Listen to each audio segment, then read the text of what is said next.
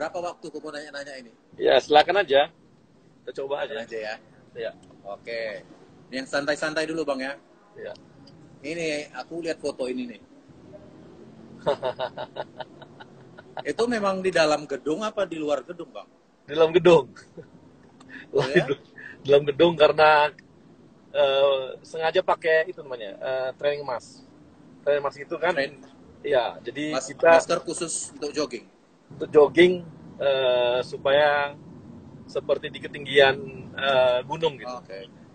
Jadi dengan lari 20 menit udah mirip dengan lari 1 jam. Oke. Gak ada efek samping. Efek samping nggak, nafasnya aja ini ya. Nafasnya aja yang Kayak di gunung ya. di gunung. Jadi Gitu. itu naiknya dari lantai berapa ke lantai berapa lewat tangga darurat? Enggak. Di satu lantai itu aja, muter-muter di satu lantai. Oh, di situ deh. Mana Iya, di situ? jadi sekali putaran tuh muter-muter itu sekitar 1 menit. Jadi kemarin 20 putaran itu. 2,4 kilo lah. Tapi 20 menit itu. Jadi cukup inilah, cukup oke juga lah. Karena kita kan nggak bisa lagi nih keluar ya. Karena ada sih mencoba keluar untuk olahraga. Cuma kan banyak disarankan jangan lari juga pada saat corona seperti ini kondisinya. Karena Tapi di GBK 2 hari lalu kayaknya masih buka ya? ya berbahaya karena Bahaya. jarak kita harus 20 meter dengan yang di depan. Itu orang-orang kan lari dia bisa mungkin bersin dan sebagainya. Itu dengan kecepatan lari kita, maka mau nggak mau memang jaraknya 20 meter nggak mungkin anginnya kan. tuh lebih gampang ya. Nah, jadi ya udah di dalam kantor aja biasa. Udah banyak juga teman-teman seperti itu, ada yang muter-muter sampai 10 kilo itu dalam ruangan. Oke. Di lantai yang sama apa di gedung yang sama? Oh enggak, teman-teman di luaran. Oh, di luaran. Teman-teman Yang di luaran, gedung ya. itu cuma abang? Oh, gedung itu cuma aku. Cuma abang. Sekarang Oke. gatal-gatal aja harus pakai tisu nih. Ya. Langsung dicurigai ya. Enggak. Cuma harus pakai tisu. Pegang hidung, pegang mulut, Oke. pegang mata itu harus pakai tisu. Ya. Mau nggak mau seperti itu. Oke. Gitu. Oke Bang, selain lari-lari tadi, untuk tips bugarnya apa lagi Bang? Oh, Selama masa-masa ini. kemarin sih ini ya. Kemarin tuh ngaco tuh, sempat ngaco. Makannya biasanya jaga itu makannya apa dimakan. Baru setelah itu saya mulai jaga makan lah ya, jaga makan. Dari mana? Baru sekarang Delivery? pagi-pagi saya ya kita ada delivery dan nggak masalah ya karena setiap masakan yang dimakan itu harus harus dipanaskan lagi di microwave. Semua makanan. Oke. Ya, jadi makan juga harus sehat. Kemudian olahraga juga pagi saya olahraga. Olahraganya pakai badan ya, body aja. Jadi Edfit namanya. Saya ada Apple, di Apple tuh ada, di iPhone tuh ada program Edfit. Jadi sekitar 12-15 menit itu bisa ngabisin sekitar 250 kalori. Ditambah sore Itu di rumah? 100 Apa di kantor? Enggak, di rumah. Di total sehari kita harus habis 500 kalori. Jadi cukup lah untuk olahraga. Oke. Olahraga ya. Baru ya vitamin. Vitamin banyak. Vitamin? Oh ya? Banyak banget. Tapi rata-rata herbal ya. Herbal. Baru vitamin C 2 minggu sekali disuntik. Wow. Cukup banyak. Karena Kalau ini ya, kan kegiatan kan sangat banyak ya. Jadi dan sering ketemu orang di luar, mau nggak mau kitanya harus fit banget. Kalau nggak bahaya kan dengan kondisi sekarang harus begitu. Jadi kitanya pasokannya betul-betul untuk badan seperti itu. Kemudian madu juga minum ya, dimakan. Madu baru yang ada. Jahe merah? Baru apa? Madu. Jahe merah? Jahe Enggak. merah? Nah, saya ada lagi yang baru 2 minggu saya lakukan itu adalah ada namanya katekin, gambir. Katekin dari gambir itu antioksidannya sangat tinggi itu. Katekinnya mencapai 90% lebih dan antioksidan kan menumbuhkan antibodi ya. Ini kita sangat baik gitu. Jadi imun kita akan naik. Jadi itu sih yang dilakukan untuk tetap fit gitu. Karena aktivitas nggak berhenti, malah kita kan selalu bertemu dengan bertemu dengan orang-orang dan berada di daerah epicentrumnya corona juga. Seperti kemarin Iya. Wisma Atlet, ini ada RSPJ, kemudian ada ya di gugus tugas, jadi sangat tinggi. Mau nggak mau kita harus jaga benar. Oke. Baru juga Belum dites ya, rapid Ah. test juga dilakukan. Abang udah berapa kali rapid test, Bang? Rapid test, swab pernah, swab udah pernah, swab Oke. sekali, PCR ya, PCR sekali, kemudian rapid test 2 kali. Rapid test itu 2 minggu sekali saya lakukan. Oke.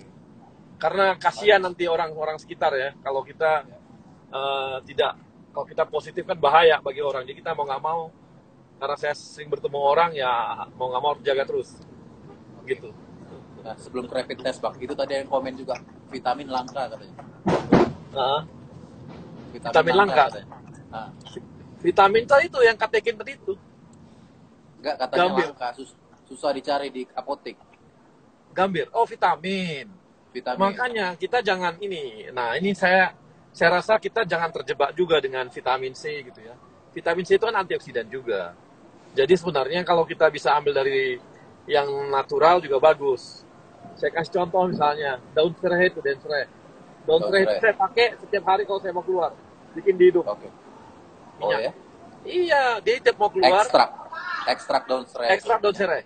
Itu saya pakai di hidung selalu. Setiap mau keluar. Ke saya enggak? Ke saya. Hah? Ke saya? Apa? Ke saya? Pernah? Baru ada sebenarnya kayak ini ya, daun pepaya. Daun pepaya itu juga bagus. Minuman ke saya masuk, Bang. Ke saya. Ke saya Tahu itu kan, ke saya? apa ya? Tawar, Enggak. tawar. Oh, tawar belum nih. Belum ya? Belum ada yang kirim ya? Belum ada yang kirim. Tapi Bang. saya pokoknya ini, mau nggak mau kita ini aja semua dimakan. Ini ada maskernya langka. Masker juga jangan terjebak pada masker. Saya pakai Iya. kain nih. Masker kain. Iya. Jadi bukan masker ini ya, masker kainnya supaya Nah. kita ya 2 atau 3 lah modal, tiap 4 jam ganti, tiap 4 jam ganti. Nanti Abang punya berapa banyak, Bang? Total. 3. Masker cuma 3? Iya. Cukup. Cukup lah, orang cuci kok. Sehari 3 maksudnya? Ya kan harusnya cuci malamnya. Oh gitu, langsung Dikering. cuci bersih gitu? Oke. Cuci bersih dong.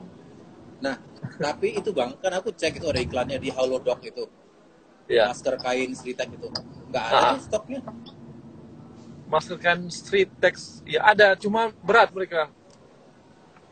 Itu berat karena nggak harus street text ya. Kain juga bisa. Kain biasa gitu Baru ya? nah ini supaya kadang-kadang di dalamnya bolong nih. Dibolongin di dalam. Oke. Itu dikasih filter dalamnya. Filternya apa? Tadi ada masukan dari driver saya. Dia bilang apa? Ambil tisu basah, dikeringin. Itu jadikan aja filter. Oke. Jadi jangan kita harus terjebak saya juga ada ini nih. Ada medik juga, cuman nggak dipakai lah, jarang. Kan katanya itu nggak boleh katanya kalau itu. Iya, makanya itu untuk medik aja itu. Kita kain Iya. aja. Kayak ini nih, kain. Oke, siap. Bang, Ah, Abang kan udah beberapa kali rapid test. ya. Orang yang katanya mau bayar rapid test aja katanya nggak tahu kemana. Itu gimana? Nah, gini, ini kan problemnya Pak. Kita kan di garda depan, bukan garda depan lah ya. Kita kerjanya kan nangani corona ini. Ya. Ya mau nggak mau kita harus cari cara lah ya. Karena kalau nggak nanti, udah saya bilang, karena saya di depan, saya ketemu orang, nggak semua orang ketemu orang kan sering. Saya ketemu orang itu bisa sampai 30-40 orang tiap hari loh. Tapi sebenarnya rapid test itu udah dijalankan pemerintah. Udah jalan oleh pemerintah. Udah. Ulang-ulang gitu. Udah jalan. Malah kemarin saya kan mengkoordinir teman-teman telemedicine ya. Teman-teman telemedicine itu seperti Halodoc dan sebagainya. Udah mulai itu rapid testnya malah drive-thru. Halodoc itu bikin di Kemayoran drive-thru. Aku kemarin yang dari yang rombongan wartawan itu juga belum dapat. Wartawan? Data. Hasilnya? Masa? Enggak, belum dapat panggilannya karena penuh katanya terus. Oh, nanti saya tanya lagi sama Halodoc. Ya, Halodocnya itu kan katanya harus dapat balasan email kan. Iya. Gitulah. Nah, Itu Ya Bang, rapid kalau test itu dibutuhkan kegiatan untuk siapa yang yang sakit sama yang memang kerja di depan. hmm, Yang kerjanya memang menangani warta. corona, nanti bertumbangan tentara itu banyak yang bantuin tuh, itu harus di corona di Oh, rapid test tiap hari itu, tiap 2 minggu. Bahaya mereka, jadi, kasihan. jadi yang garda depan ini belum habis ya sampai sekarang ya? Hah? Belum belum selesai di rapid test yang garda-garda depan ini. Ya masih banyak, tapi udah mulai diusahakan. Karena apa? Karena mereka yang di depan, banyak yang kerja di depan dan semakin mau nggak mau, mereka kan harus sehat ya, karena mereka mikirkan logistik, mereka mikirin rumah sakit, mereka mikirin banyak hal gitu. Dan Oke. kerjanya fisik juga, kondisinya keluar rumah, ya. Yang makanya yang kita udah resiko di luaran gitu ya, kan kita tiap hari nih resiko di luaran nih, ketemu Iya, orang. iya. Jadi berharaplah jangan, yang kalau bisa jangan keluar-keluar rumah gitu, yang lain ya, di rumah aja lah. Oke. Kasihan yang kerjanya capek deh. Siap-siap. Nah, Bang, Nah, di Wisma Atlet itu ya. keterkaitan BUMN apa, Bang? Kita kemarin fasilitasi aja. Ide dari kita. Karena gini, nah ini bagus juga. Saya kemarin udah sarankan juga di 2 kabupaten udah saya sarankan. Ini kan pengalaman kita dari Jakarta. Ya. Pengalaman kita di Jakarta adalah semuanya orang ke rumah sakit rujukan. Karena gini, kita harus tahu bahwa yang kena corona ini ada yang OTG, orang tanpa gejala. Jalan. Artinya fisiknya kuat. Ada yang udah dia punya gejala tapi fisiknya kuat juga. Ada juga yang dia karena punya penyakit bawaan, ya, penyakit bawaan itu fisiknya nggak kuat. Itu mungkin butuh tempat yang ini ya, tempat yang spesial lah, khusus untuk rumah sakit. Jadi pengalaman kita kemarin di Jakarta, kelemahannya adalah semuanya yang sakit itu ini ya, saya putuskan dulu setiap saatnya. Nah, oke. Semprot juga ya. Berapa? 36? 36,2. Oke, mantap. Jadi karena gini, nah kelemahan Jakarta kemarin adalah semuanya lari ke rumah sakit rujukan. Akibatnya antri banyak banget. Mereka nggak sanggup, kamarnya kan nggak mencukupi. Makanya ada ide membuat rumah sakit darurat. Itu adalah supaya orang-orang yang kena corona, tapi atau PDP juga, tapi dia masih sehat, masih sanggup jalan, sanggup olahraga gitu. Nah, yang ke rumah sakit rujukan itu adalah orang yang benar-benar orang yang benar-benar dia memang ini ya, kritis. Nah, itu yang perlu ke rumah sakit rujukan. Nah, jadi kemarin BUMN itu Pak Menteri kita, Pak Erick Thohir itu punya ide untuk mengusulkan Wisma Atlet yang sudah pernah dipakai untuk apa namanya Asian Games, ya, dipakai oleh atlet-atlet, itu bisa dipakai sebagai rumah sakit. Makanya diusulkan seperti itu. Jadi kita nggak susah lagi setupnya, tinggal setup yang lain lagi. Makanya kami ke rumah di Karo dan di semalam udah bertemu, saya udah ngobrol sama bupatinya. Saran pertama saya adalah siapkan rumah sakit rujukan. Kalau bisa sekitar 20 sampai 150 sampai 200 bed untuk rumah sakit rujukan. Rumah sakit darurat. Jadi Berarti apa? daerah Berarti kalau bisa membuat rumah sakit darurat itu akan sangat bagus. berarti kan punya feeling ini masih akan meningkat. Oh, masih meningkat. Ini masih meningkat. Kalau vaksinnya belum dapat, bakal lama. Ya naik turun. Nanti ada lagi gelombang kedua. Cina yang masuk gelombang kedua kan? Cina masuk gelombang kedua. Itu pasti itu. Tokyo itu kemarin kan udah datar dia, tapi naik lagi sekarang. Singapura udah datar, naik lagi.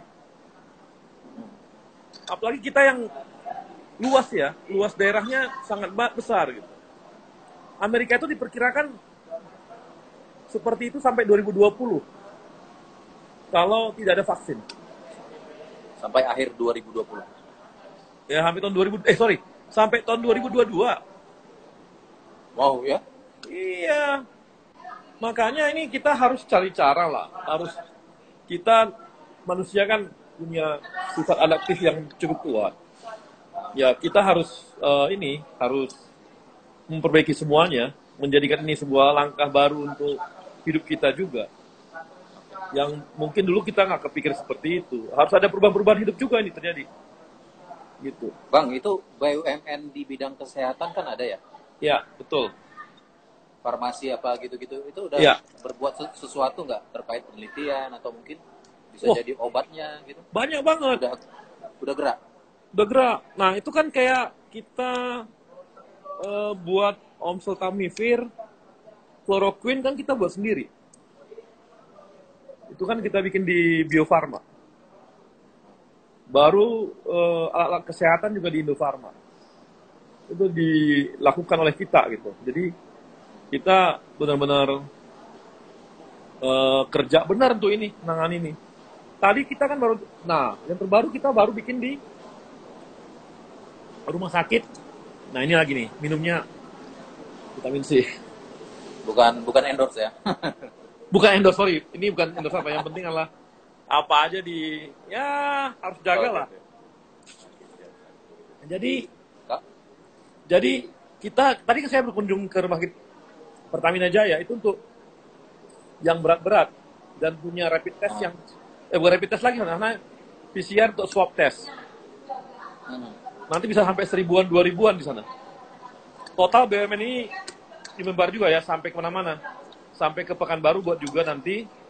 Juga di Medan, di Papua, Jawa sih hampir semua, Bali. Itu total nanti bisa tes PCR itu, swab test itu sampai 25.000 tes setiap hari. Jadi banyak banget yang kita kerjakan nih. Betul-betul kita, apalagi sekarang ini bantuan dari mana-mana. Satgas kami udah terbentuk sampai 3 kabupaten. Satgasnya BUMN. Semua itu termasuk relawan-relawan itu di semua sini? Ya, relawan sampai kita bantu nanti mau lebaran juga mungkin ada ini kali ya, bantuan-bantuan untuk sembako dan sebagainya akan kita lakukan semua nih. Relawan masih terbuka, Bang? Relawan sementara belum. Masih tutup dulu. Oh, sementara. Tugas-tugas mereka ini ngapain, Bang? Kalau relawan ada yang medik, ada yang non-medik.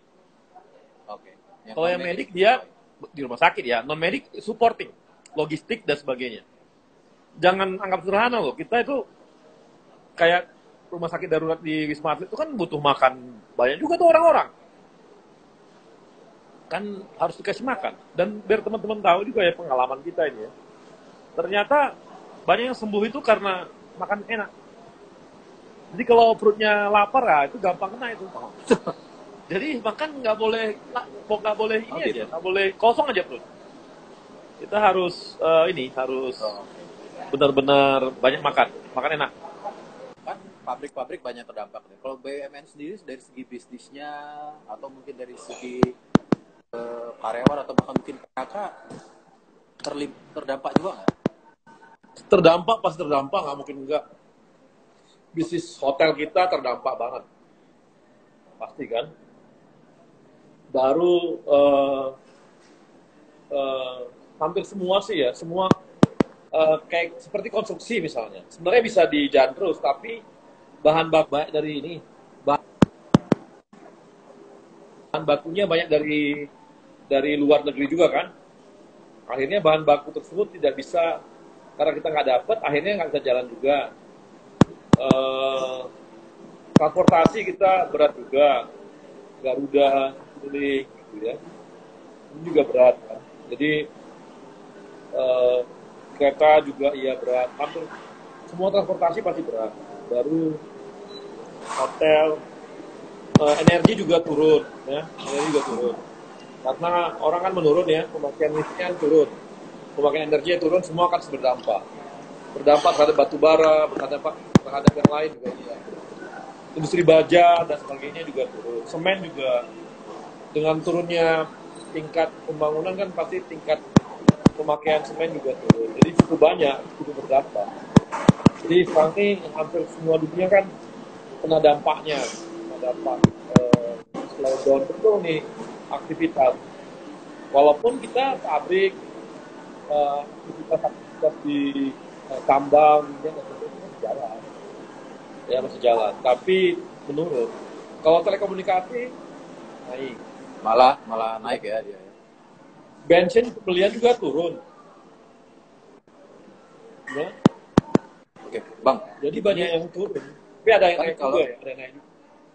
kan kalau kita dengar kan di awal-awal dulu Pak Menteri kan, Pak Erick Thohir kan sepertinya punya mimpi yang besar ya, cita-citanya eh, tinggi gitu. Apakah dengan wabah ini berarti harus mendesain ulang target-target itu? Harus desain ulang. Desain ulang. Harus desain ulang. Semua kita desain ulang ya. Jadi recovery-nya juga bisa lama ya. Setahun bisa, setahun 2 tahun bisa sampai terjadi recovery. Karena eh, apalagi kita belum tahu sampai kapan ini. Belum tahu sampai kapan. Perkiraan Tapi juga semua nggak industri tahu pasti sampai kapan. apa? Perkiraan Kenapa? juga belum ada. Perkiraan juga belum ada sampai kapan. Belum dapat. Apalagi kan kita disiplin kita kan sangat rendah ya untuk social distancing itu sangat rendah. Kendaraan apa semua masih Bang, jalan tuh di semua masih jalan. ini ada yang nanya kan di medsos, kenapa ya mungkin nggak penuh abang bisa menjadi terwakili, tapi kenapa sih nggak dari awal eh, penggunaan masker itu diterapkan oleh pemerintah? Eh, kan gini, ini kita kan saran dari WHO ya.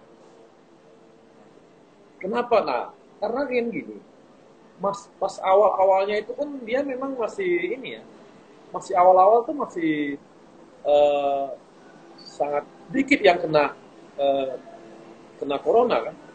Maka yang ditahan adalah orang-orang yang sakit yang pakai masker. Kita nggak usah pakai masker.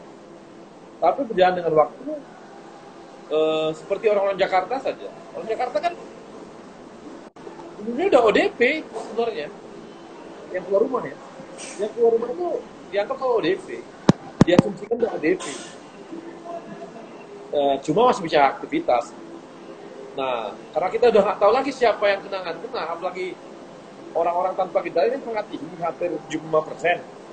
Mau nggak mau kita untuk menjaga supaya nggak ada yang ini ya harus pakai masker semua. Jadi perubahan kebijakannya itu seperti itu. Karena WHO-nya pun yang ngambil keputusan bukan kita WHO. WHO yang hanya mengambil keputusan itu. Karena dulu cuma dikira yang kena aja. Ternyata banyak gejala yang tanpa OTG itu, orang tanpa gejala itu yang banyak kena. Dan mau nggak mau kita jaga, mau nggak mau ya pakai masker gitu. Gitu. Bang, itu tadi di live IG Erick Thohir sepertinya cukup rame juga ya Bang, peresmian seperti itu. Ya, tapi yang kita jaga itu gini, itu tadi itu adalah presentasi dari ventilator lokal.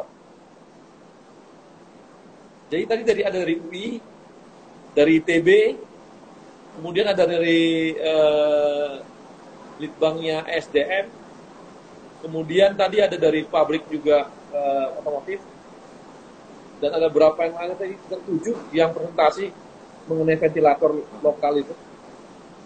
Ada kayak dari seperti UI dan ITB itu untuk yang dia sakitnya belum parah ventilator itu.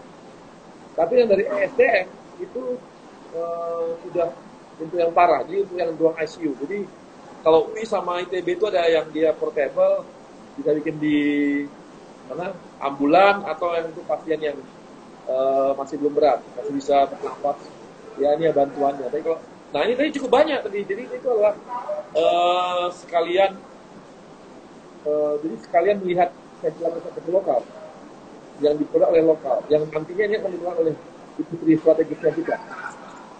Di samping itu Kapan tadi tuh? Pak Erik itu cek tadi alat lab kita yang memang akan udah mulai dijalankan gitu. Tadi rumah itu sudah ada 9 orang pasien yang berat. Baru buka kemarin Selasa malam udah ada 9 pasien yang berat yang masuk ke Pertamina Jaya. Gitu. Kalau keputusannya udah dapat, itu si yang produsen ventilator itu kapan bisa operasi Bang? Bisa produksi? Kalau udah oke, dia cepat ya. Kalau saya cepat, karena udah di PTN, pindah, PTLN, ini akan jadi motornya kita untuk membuat ventilator lokal. Yang ada sekarang belum ada lokal sama sekali, masih impor semua. Belum. Nah ini Belum ada. belum ada. Jadi gini, Pak Erick ini ketika masuk ke jadi Menteri BUMN itu sudah mengatakan ada 3 yang penting. Health security, food security, sama energy security. Health security ini, biar teman-teman tahu juga ya, bahwa ternyata bangsa kita ini alat kesehatan sama obat-obat, bahan-bahan obat, itu 90% lebih impor bahan bakunya. Jadi makanya kemarin sekitar bulan, udah sejak mulai dari Pak Erick itu masuk, langsung industri farmasi menjadi salah satu target Pak Erick supaya cepat dilakukan konsolidasi. Makanya dilakukan konsolidasi antara Kimia Farma, Indo Farma, dan di Bio Farma. Ini disatukan sebagai subholding. Nah ini yang lagi kemarin baru dikerjakan sebulan, udah coronanya yang nyerang. Aduh, berat. Tapi bagus juga. Akhirnya memacu kita untuk secepatnya memproduksi lokal ya, karena ini harus diketahui. Kok ada yang bilang bahwa ini kok lambat ya pengadaan APD dan sebagainya. Ini harus diketahui bahwa ini semua 190 sekian negara terkena corona dan bertempur merebut alat yang sama. Bertempur merebut APD, bertempur merebut ventilator, bertempur merebut obat, masker dan sebagainya. Ada yang bilang, loh, kan itu kemarin ditemukan tuh ekspor ini APD gitu. Kok ke Indonesia kok diperbolehkan. Nah ini ada salah ini gitu ya. Salah yang tangkap banyak orang. Kok kita butuh APD, kenapa kita ekspor? Nah ini sama seperti gini. Saya bawa baju kain baju. Saya bawa bahan. Kemudian saya datang ke tukang jahit. Saya kasih bahan saya itu, saya minta jahitkan batik saya ya. Kemudian saya bayar tukang jahit. Saya tanya, barangnya punya siapa? Punyanya tukang jahit? Atau punya lingkungan tukang jahit? Atau punya saya? Kan punya saya. Nah, demikian juga dengan APD yang kemarin terjadi. Itu semua bahan baku dari Korea, dari Cina dan sebagainya. Dijahit di pabrik Indonesia. Apakah punya Indonesia? Enggak. Itu yang punya bahan. Kan kita bisa marah sama orang. Kayak kita lah, tiba-tiba bahan kita punya, kita bawa tukang jahit, tiba-tiba diklaim tukang jahitnya, ini punya saya katanya. Kok marah kita? Apalagi kita bayar itu tukang jahit. Nah, itu kan lucu gitu kalau kita ribut setelah itu gitu. Nah makanya kemarin pemerintah negosiasi karena kita bahan baku nggak punya. Iya loh, sampai hari ini bahan baku kita nggak punya. Itu punya asli. Bahan bakunya APD plastik sederhana. Enggak, itu ada bahan baku khusus. Bahan baku khusus ya. Makanya kita negosiasi nih sama Korea. Hei Korea, pabrik kita itu mampu 18 juta APD memproduksi 18 juta sabun. Nah, cuma bahan baku dari luar. Makanya kita ngomong sama Korea yang punya APD, bahan baku. Oke bro, nih, lu bisa ngejahit di kita gua. Tapi sebagian sama gua ya, sebagian sama lu. Nah, negosiasinya seperti itu. Sama Jepang juga begitu. Hei Jepang, kita, lu tetap jahit tempat gua jahit punya lu, tapi berapa puluh % sama gua ya. Dia pasti karena dia juga butuh sama kerja kita, akhirnya kan win-win solution dicari. Oke, makanya tetap kita harus ekspor. Karena itu bahan baku ya, Bos. Nama kita juga masuk salah satu negara yang prioritas dari Korea ya, kalau nggak salah. Iya, karena bahan tukang jahitnya di kita, pabrik di kita, tapi bahan baku dari dia. Istilahnya di tekstil itu maklon. Ya sama kayak kita Nike lah. Coba lihat, Nike kan punya Nike. Dijahit di Indonesia. Tapi apakah itu buatan dia punya? Yang enggak. Tetap Nike, tapi made in Indonesia. Gitu loh. Tapi bukan punya pabriknya. Dia cuma dibayar tukang jahit kok. Nah, gitu. di tengah kesulitan ini, Ya. si BUMN kita ini pasti kan harus tetap mengejar target-target kecil lah ya. Oh iya. Atau semua full habis energi untuk Oh, masalah ini. enggak dong. Tetap. Harus tetap bergerak ya. Tetap. Tambang kita tetap gerak gitu ya. Minyak kita juga tetap gerak. Apa namanya? Konsumsi kita gerakkan juga. Kalau kita nggak gerak, bahaya. Nanti siapa yang kerja? Kan sering kok bilang kan, ini kok ngotot sih pembangunan jalan tetap diteruskan. Loh, nanti kalau nggak diteruskan, ini kok lebih mementingkan pembangunan ya daripada ini. Lah, nanti siapa yang kerja itu kemana semua, nggak makan. Terus yang ngasih syarat siapa? Ada yang bilang negara. Loh, negara dapat dari mana uang? Dari pajak. Kalau nggak ada kegiatan ekonomi, apakah ada pajak? Kan nggak ada. Jadi kita harus tetap mendorong ada pembangunan, ada ekonomi jalan. Kalau nggak jalan ekonomi, kita mau makan apa? Rakyat kita mau makan apa? Banyak masyarakat yang harian. Mereka contoh misalnya, ketika PSBB di Jakarta dijalankan, industri diberhentikan semua. Maksudnya apa? Kantor semua kan libur nih, kecuali yang 8 strategi. Apakah banyak? Tapi lihat nih, KRL dari Bogor ke Jakarta. Ramai. Kenapa? Mereka itu buruh harian. Mereka cari makan harian. Kalau nggak jalan sesuatu, mati kita. Kasihan rakyatnya. Tapi itu restrukturisasi pimpinan BUMN kok berhenti Bang? Nggak ada kelanjutannya? Enggak lah. Jangan terus. Jangan terus lah. Tapi nggak diumumkan. Tetap ada ini kok, perubahan-perubahan ada terus. Nggak boleh berhenti. Malah kita melihat corona ini jadi bagus. Bisa melihat mana pimpinan perusahaan yang bisa mengantisipasi kondisi yang ada sekarang. Dan survive mereka. Kalau bikin untung, bisa bikin untung, itu top. Itu hebat gitu. Justru itu. Kan kita selalu menemukan pemimpin yang terbaik itu bisa kritis pada saat dia menanggulangi masalah gitu. Kan gitu. Berarti dalam waktu dekat tetap ada ini? Tetap. Tapi mekanismenya ya.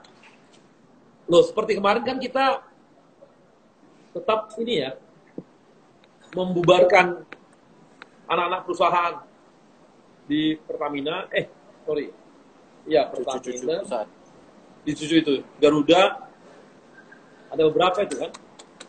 Oke. Telkom juga ada. Yang paling kasat mata kan penerbangan ya, Garuda lah gitu ya. Kalau informasi yang di luar itu kan heboh banget ya, bombastis lah infonya yang katanya Garuda nggak punya duit lagi untuk gaji di pramugari pilotnya, itu gimana tuh Bang? Ada yang bisa di-share? Ya, kita akan tetap berusaha untuk memperjuangkan Garuda hidup lah. Nggak mungkin enggak. Itu kan juga simbol-simbol bangsa kita juga. Garuda akan tetap walaupun berat kondisinya. Misalnya ada hutang gitu ya, kita restrukturisasi. Kita akan terus negosiasi restrukturisasi hutangnya. Apalagi kita tahu nih, ternyata kemarin salah satu hutang kita itu adalah beli pesawat. Dan ternyata ada kong kali kong di sana. Ya kan? Masuk KPK juga. Nah, itu kan bahan kita untuk melakukan negosiasi kepada pemberi hutang sama kita untuk beli barang itu. Karena ternyata ada kong kali kong itu. Itu bagian kita bahwa kita memang perlu bernegosiasi. Ketika kita ada kong kali kong, berarti itu harganya kan nggak harga yang benar. Ya nggak? Ya, terus di masa sekarang ini markup kan? Di masa sekarang ini terus si manajemen Garuda itu maksudnya ngapain gitu Bang? Dalam tanda kutip apa mereka masih mempresentasikan bikin sesuatu mau begini. Oh iya. Sekarang mereka banyak ke logistik ya. Logistik banyak mereka kerjakan karena logistik terjalan. Gitu. Jadi Garuda Itu tetap. jangka pendek. Kalau jangka panjangnya ada sesuatu yang bakal baru nggak, Bang? Nah, ini nanti yang kita ubah ya. Ada satu nanti mungkin Garuda itu tidak, tapi lagi dihitung. Garuda itu jangan jadi penerbangan untuk eh, penugasan gitu. Ya. Membuka daerah baru, tapi mungkin kita pakai yang lain gitu. Mungkin Citylink atau apa gitu. Kita nggak tahu ya apakah nanti akan terpatik, apakah ada lagi atau kita nggak tahu juga, kita nggak ngerti. Tapi Garuda memang difokuskan harusnya memang membantu strategi kita memang untuk cari keuntungan. Garuda ya. Iya. Jadi mereka tidak ditugaskan untuk membuka daerah baru. Kalau buka daerah baru kan artinya nopang. Benar nggak? Makanya dikasih ke perusahaan yang lebih kecil. Gitu. Nah, kalau tadi prediksi Abang juga masih lama, terus si Garuda ini nanti Apa? bisnisnya akan logistik ini aja gitu selama masa itu. Mau nggak mau logistik. Tapi kan tetap ada, tetap penumpang kan tetap ada. Tapi ya harus diatur ya, social distance dan sebagainya.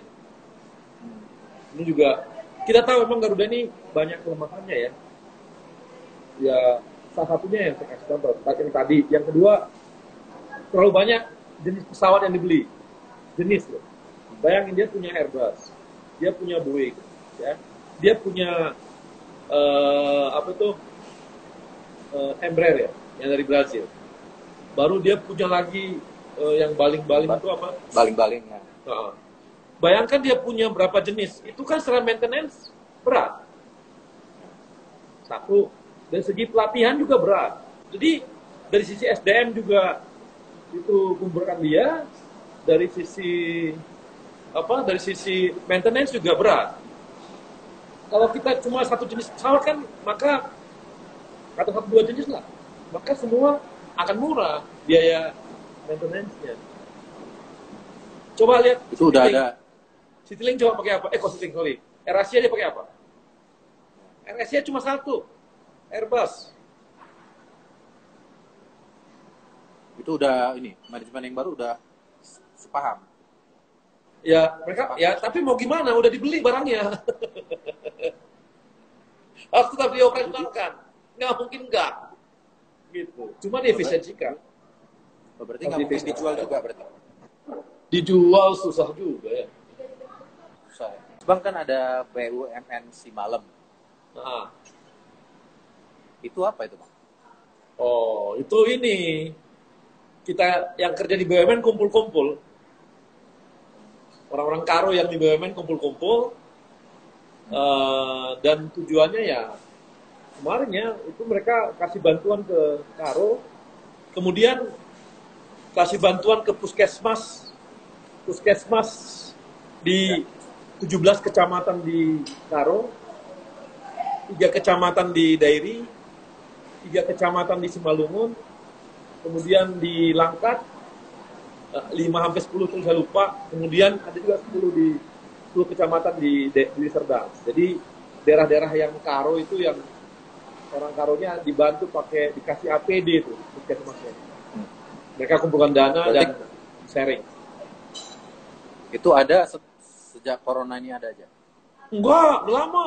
Oh, udah lama. Udah kumpul-kumpul itu. Mereka udah lama ada. Sebelum saya ada, mereka udah ada. Cuman sekarang lebih terkonsolidasi aja. Kenapa nggak secara fisik dibuat aja ada, Bang? Oh, nggak usah lah. Yang itu kami ya. kumpul juga ngopi-ngopi kok. Makan cepera. Makan burung kera. Makan durian. Nah, itu kumpul-kumpul. Oke. Bang, terakhir ini soal media ya. Nah. Terakhir pertanyaan 2 sih. Yang pertama mungkin apa yang Abang rindukan dari kerja sebagai pekerja media.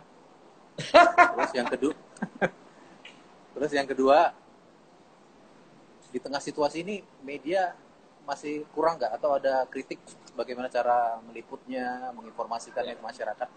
Mungkin bisa dirangkum, Bang. Kalau rindu pasti ada. Makanya saya juga mengkondisikan ada. Oh ya, itu kerja kita loh dulu kok. Ya, pasti rindu. Kirain enggak. Tapi kami kan juga punya ini ya. Kami juga punya di sini namanya corporate communication. Ya. Jadi kita ada kumpulkan semua teman-teman corporate communication dan kita punya agenda setting untuk BUMN. Punya semua itu. Jadi kita tetap bergerak dan tetap ini ya. Adalah baru kita punya sosial media ya, bermain-mainnya di sosial media gitu. Kalau untuk kerinduan terhadap Tapi nggak bisa tegas dulu kayaknya ya. oh ya lain lah. Ya beda. So, ya gaya manajemennya dulu beda, sama sekarang beda banget. Kalau dulu kan agak-agak keras, sekarang sih lebih fasilitator lah, ketawa-ketawa aja. Dan tim saya juga sekarang ini anak-anak milenial banyak. Jadi mereka ada sekitar 20 anak muda dari BUMN dikumpulkan kita di sini dan powerful. BUMN ini powerful. 20 sekali yang dikerjakan dari total berapa orang? 20 orang. Dari berapa orang? Enggak, dari masing-masing BUMN ada 20 orang. Tim saya 20 orang ada. Oke. Anak-anak muda milenial semua tuh dari BUMN. Nah, itu saran untuk kawan-kawan inilah, reporter yang di lapangan atau yang di meja redaksi apa Bang, untuk dalam suasana ini? Iya, dulu mungkin ini ya, mungkin dulu ngejar-ngejar ini apa, banyak yang clickbait, banyak cari-cari yang berita yang negatifnya atau apanya gitu ya. Kalau sekarang saya bilang kita harus betul-betul berpikir mengenai bangsa ini. Ya. Bukannya nggak bisa mengkritik, silakan aja mengkritik gitu. Cuman kita nggak boleh atau memelintir berita atau apa gitu ya, jangan gitu ya. Dan objektifnya tetap harus dijaga gitu ya. Bagaimana untuk tujuan supaya bangsa kita ini bisa melawan corona ini, kalau nggak disama-samain bersama-sama susah. Dan ada satu hal ya, saya harap betul supaya kawan-kawan di media sih bisa memberikan semangat besar kepada rakyat Indonesia. Jadi jangan pesimisme yang dibangun. Saya ngobrol sama dokter yang menangani pasien corona. Dia mengatakan apa?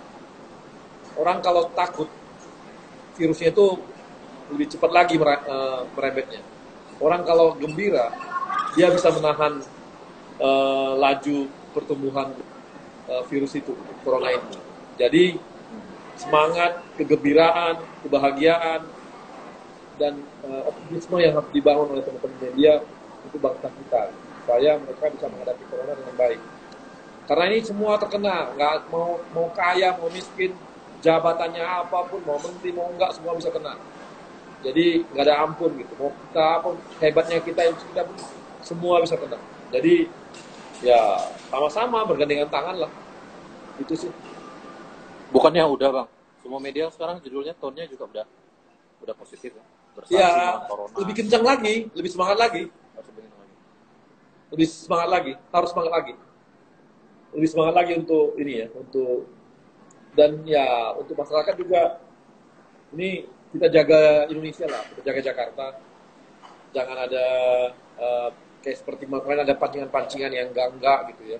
Saya juga berharap semua kita nyatuin lah. Dan kita saling bantu juga gitu. Yang kita punya uang ya kita bantu orang yang nggak punya uang untuk beli sembako. Banyak yang terimbas sekarang ini. Saling mendukung sekarang ini betul-betul gotong royong itu harus keluar benar. Bangsa kita diuji nih gotong royongnya. Oke Bang, Gitu. bujur melala untuk waktu dulu. Sama-sama. Thank you. Tapi yang pasti pesan satu aja Bang, itu rapid testnya sama maskernya lah. Kalau bisa dipercepat itu. Rapid testnya tuh makin kencang nanti, swab test makin kencang. Pasti tuh. Sekarang lab kita udah makin kencang. Sekarang dulu kan harus kirim ke Jakarta untuk swab test PCR. Sekarang udah enggak. Medan tuh kami lagi bangun. Mudah-mudahan dalam tempo 2 minggu udah ada di Medan misalnya. Di rumah sakit di PTPN. Di Merawat. Sehingga orang nggak perlu lagi alat labnya dikirim ke mana-mana. Gitu. Oke, thank you Bang. Makasih Sama-sama. banyak untuk waktunya. Sama-sama. Makasih, Nanti Boy. bisa update lagi ya. Yuk, thank you. Siap. Thank you, Brad.